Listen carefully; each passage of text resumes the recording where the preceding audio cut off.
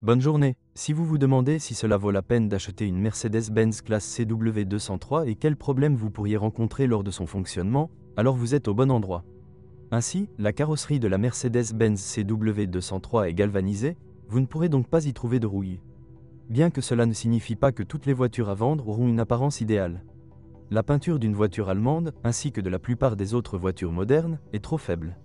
Ainsi, des éclats et de petites rayures sur la carrosserie apparaissent tôt ou tard, même chez les propriétaires les plus prudents. Ce n'est qu'après le restylage effectué par l'entreprise allemande en 2004 que la peinture est devenue un peu plus résistante. L'intérieur de la classe C est composé de matériaux de haute qualité. Il n'y a donc jusqu'à présent aucune plainte particulière contre lui. Mais il y a beaucoup de commentaires concernant le système électrique, qui sont nombreux dans les voitures allemandes. C'est ce que l'on peut à juste titre appeler le point le plus faible de la Mercedes-Benz classe C. Les premières voitures avaient suffisamment de problèmes avec l'unité de traitement du signal SAM, signal acquisition et d'activation module, à la suite de quoi les propriétaires de classe C ont été contraints de souffrir de voyants d'avertissement sur le tableau de bord qui s'allumaient soudainement ou de capteurs fonctionnant incorrectement. Il y a eu des cas enregistrés où une unité SAM, glitcheuse, n'a pas permis du tout à la voiture de démarrer. Cela n'ajoute pas à l'optimisme qu'une intervention non qualifiée dans le fonctionnement des systèmes électriques de classe C ne fasse souvent qu'aggraver les problèmes existants. De plus, les acheteurs de la Mercedes-Benz C dans la carrosserie W203 doivent se préparer à des problèmes encore moins importants, mais donc encore plus offensants. Par exemple, au fil du temps, dans une voiture allemande, les moteurs de réglage des rétroviseurs, le verrouillage du coffre et la pompe qui pompe le carburant entre les moitiés du réservoir d'essence commencent à mal fonctionner. Il n'est pas rare que l'interrupteur du capot tombe en panne, ce qui entraîne l'arrêt du lave-glace et des essuie-glaces de la classe C. En un mot, lors de l'achat d'une Mercedes-Benz C d'occasion, vérifiez le fonctionnement de tous les systèmes électriques avec une passion particulière. Et plus encore, il ne faut pas faire confiance aux vendeurs qui assurent que le problème détecté peut être résolu à moindre coût et rapidement. Les moteurs de Mercedes-Benz ont toujours été réputés pour leur fiabilité. Et les groupes motopropulseurs installés sur la classe C ne font pas exception. Avec un entretien approprié, la plupart d'entre eux peuvent facilement parcourir environ 400 à 450 000 km. Mais ce service approprié ne doit pas être exprimé en paroles, mais en actes. Le corps de papillon, par exemple, devra être nettoyé avec une régularité enviable. Sinon, on ne peut pas compter sur son travail à long terme. À environ 80 000 à 100 000 km, le tendeur de courroie trapézoïdale poli et le capteur de débit massique d'air devront être remplacés.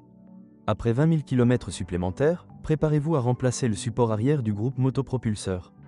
Quant aux moteurs équipés d'un compresseur mécanique, tous les 40 à 50 000 km, ils devront faire attention à la soupape de recirculation des gaz d'échappement, qui pendant ce temps parvient à se boucher par de la suie.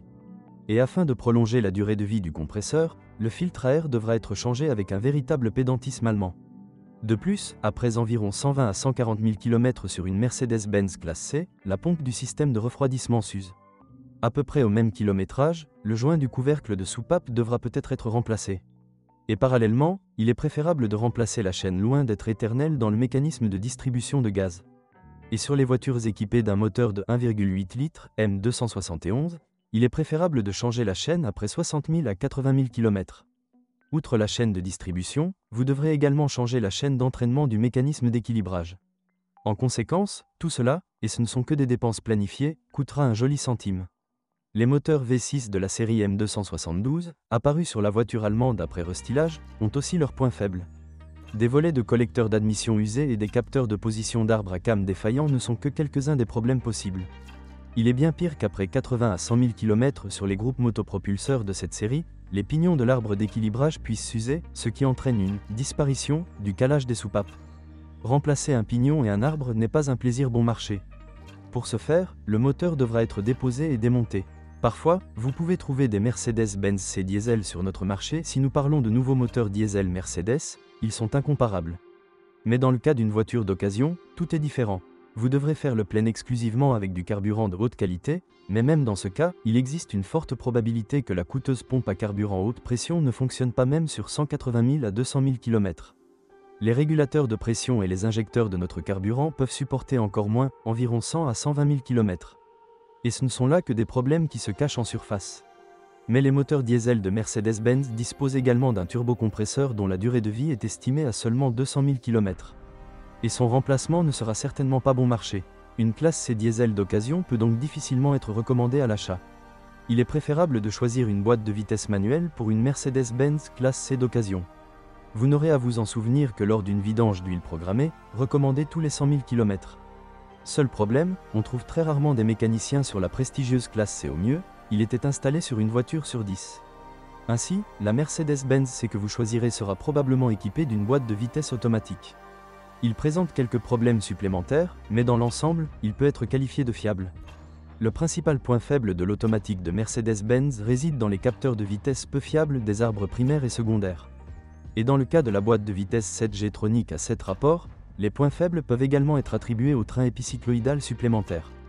Mais la suspension de la Mercedes-Benz C dans la carrosserie W203 ne s'est pas révélée être la meilleure. Déjà après 20 000 à 30 000 km, les jambes de force stabilisatrices peuvent commencer à cogner. La durée de vie des leviers en aluminium s'est également révélée trop courte. De nombreux propriétaires de voitures allemandes ont dû les changer après 40 000 à 50 000 km. À peu près au même kilométrage sur la classe C, les blocs silencieux tombent également en panne. Heureusement, au fil du temps, la ressource en consommable de la suspension d'une voiture allemande s'est allongée, mais il est difficile de la qualifier d'impressionnante, surtout compte tenu du coût des pièces de rechange. Même dans les versions restylées de la classe C, les supports d'amortisseurs avant ne durent pas plus de 80 000 à 100 000 km. Et seuls les amortisseurs franchissent plus ou moins avec succès la barre des 100 000 km. Le mécanisme de direction de la Mercedes-Benz C est beaucoup plus fiable. Mais gardez à l'esprit qu'un rack qui fuit ne peut pas être réparé.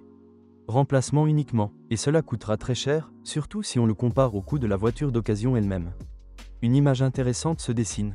D'une part, la plupart des passionnés d'automobile croient fermement que les voitures de Mercedes-Benz sont presque les plus fiables au monde. D'autre part, une Mercedes-Benz classe C d'occasion les convaincra constamment du contraire.